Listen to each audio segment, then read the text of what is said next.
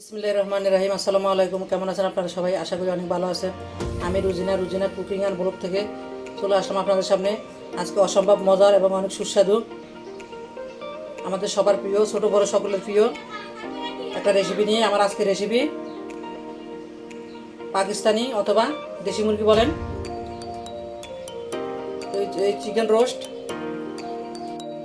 এই chicken roast রেসিপিটা এতটাই মজা, এতটাই সুস্বাদু, রেস্টুরেন্টে স্বাদকেও হার মানাবে। তা আপনারা ঘরে একবার হলেও তৈরি করে খাবেন, আর খেয়ে অবশ্যই কমেন্ট বক্সে কমেন্ট করে জানাবেন যে আপনাদের এই চিকেন রোস্ট কেমন হলো। তো চলুন কথা না বাড়িয়ে মূল রেসিপিতে চলে যাই, দেখে নিই আজকে চিকেন রোস্ট রেসিপিটা কীভাবে করে করা হলো।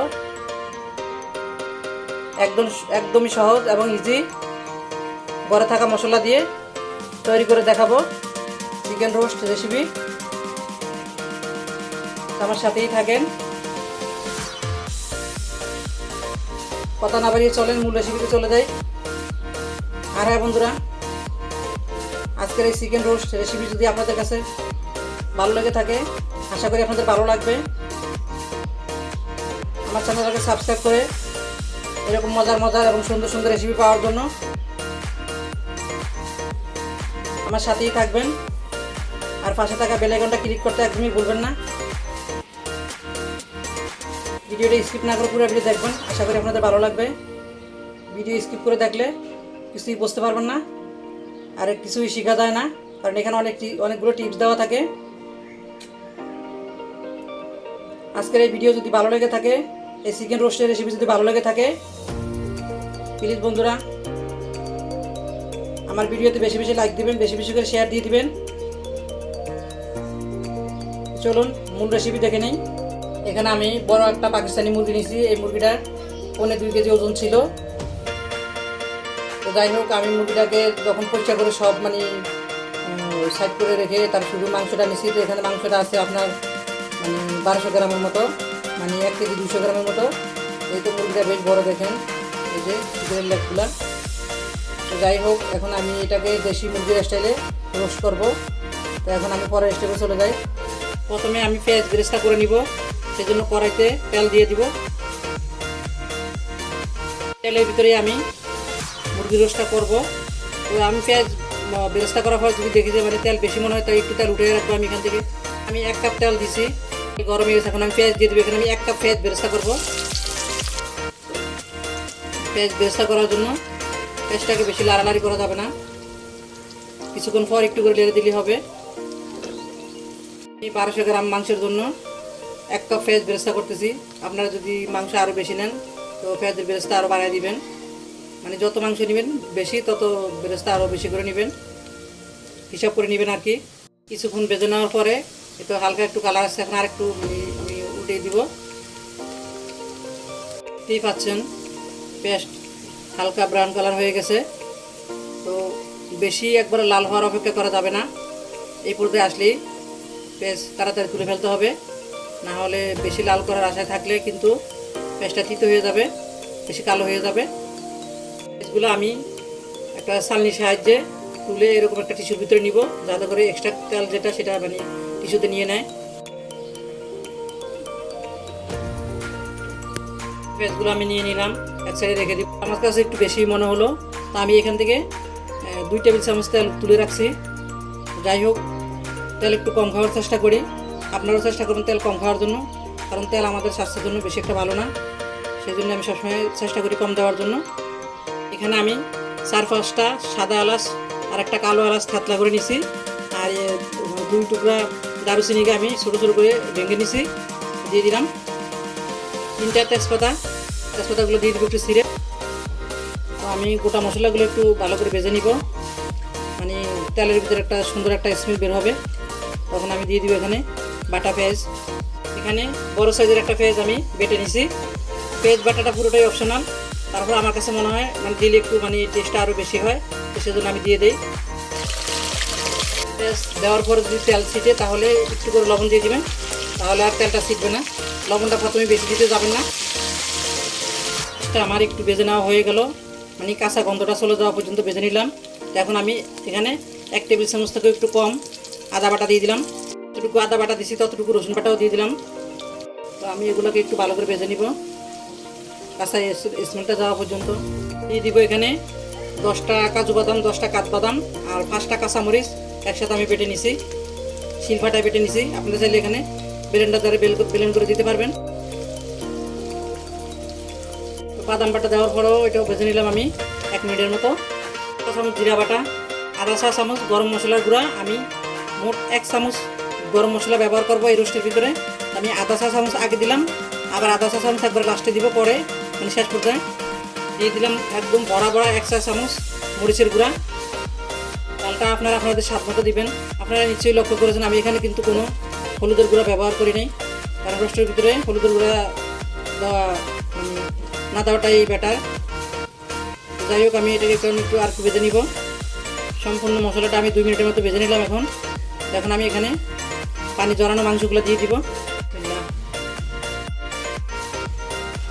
আমি 2.5 টেবিল চামচ টক দই এখানে। এর সাথে আমি একটা ছোট্ট টিপস শেয়ার করি। এখানে আপনারা লক্ষ্য করেছেন এখানে আমি মানে পোস্তা দানা বাটাটা দেই নাই, কারণ আমি যে গরম মশলা ব্যবহার করছি এটা আমার নিজের হাতের বানানো গরম মশলা। তো আমি এটার ভিতরে একসাথে পোস্ত দানা দিয়ে এই মশলাটা তৈরি করছি। তো সেজন্য আমি আলাদা করে পোস্ত দানা বেটে দিলাম না। আপনারা যদি গরম মশলা ব্যবহার করে পোস্ত দানা না দেন তাহলে আপনারা আলাদা করে মানে পোস্ত দানাকে ভিজে তারপরে একটু নরম করে তারপরে বেটে দিবেন। তো এটাই বলার জন্য আমি খেয়াল ছিল না এটা বলার জন্য প্রথমে, সেজন্য এখন বলে দিলাম। যাই হোক, কোনো সমস্যা নাই। আর পোস্ত দানা না দিলেও কোনো সমস্যা নেই, আপনারা স্কিপ করতে পারেন। দিয়ে দিব 2 টেবিল চামচ টমেটো সস। দিয়ে দিলাম 4-5টা আলু বোখরা। আপনারা এই পর্যায়ে দিয়ে দিতে পারেন এখানে কিছু পরিমাণে কিশমিশ, মানে 1 টেবিল চামচের মতো কিশমিশ আগে 10 মিনিট মতো ভিজিয়ে রাখবেন, তারপরে তারপর দিয়ে দিবেন। তো আমি কিশমিশটা ব্যবহার করবো না এখানে। আমি সবগুলো একটু ভালো করে নেড়ে ছেড়ে আমি এখানে একটু পানি অ্যাড করে দিব, কারণ এই মুরগিগুলো একটু শক্ত থাকে। আমরা জানি মানে পাকিস্তানি মুরগি যেগুলো, এগুলো দেশি মুরগি অথবা পাকিস্তানি মুরগি কিন্তু একটু শক্তই থাকে।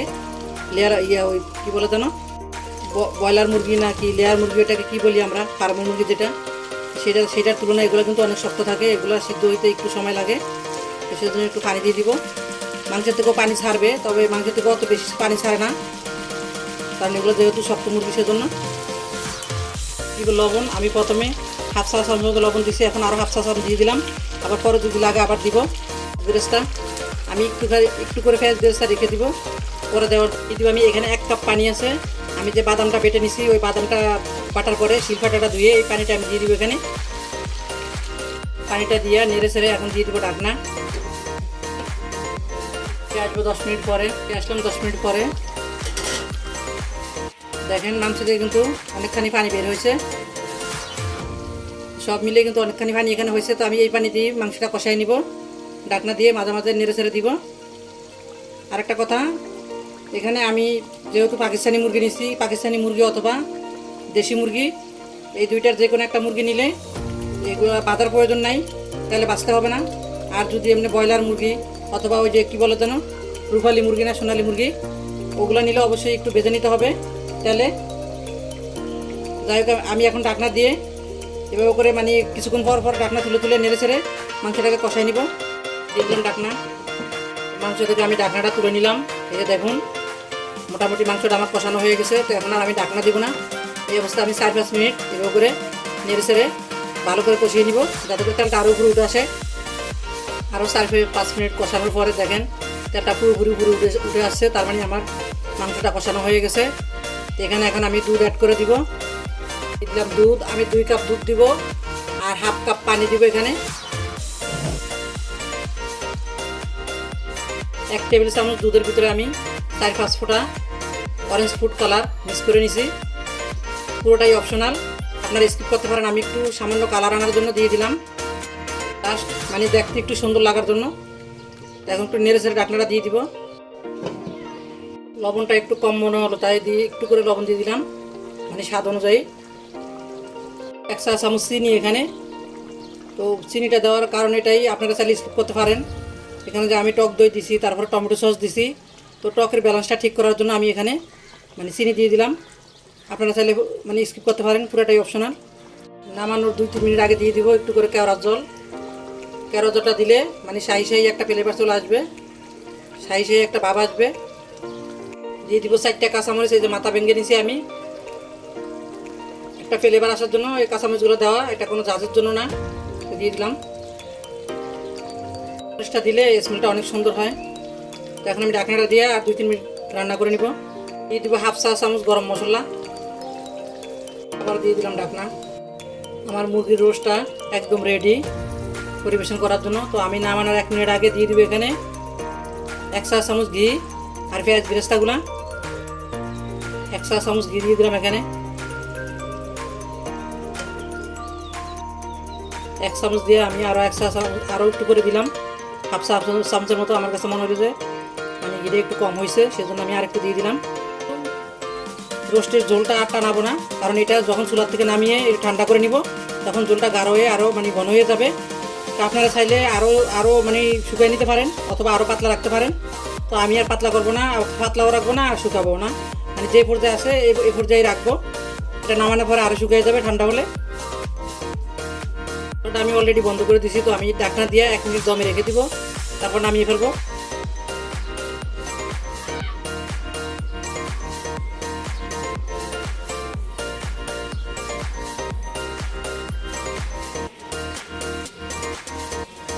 করার জন্য এখানে আমি একটা প্লেট নিয়ে নিছি।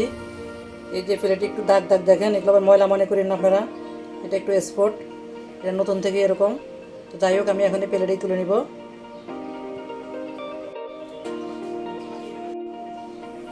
আজকে এই চিকেন রোস্ট রেসিপিটা আপনাদের কাছে কেমন লাগলো? দেখতে তো মাশাআল্লাহ অনেক লোভনীয় হয়েছে, খেতেও মাশাআল্লাহ সেই রকম মজা। তো যদি আজকের এই রেসিপি আপনাদের কাছে ভালো লেগে থাকে তো আমার ভিডিওটাতে বেশি বেশি লাইক দিবেন এবং বেশি বেশি করে শেয়ার দিয়ে দিবেন। তো দেখা হবে নতুন কোনো রেসিপি নিয়ে পরবর্তী ভিডিওতে। সেই পর্যন্ত সবাই সুস্থ থাকবেন, ভালো থাকবেন। আল্লাহ হাফিজ, আসসালামু আলাইকুম।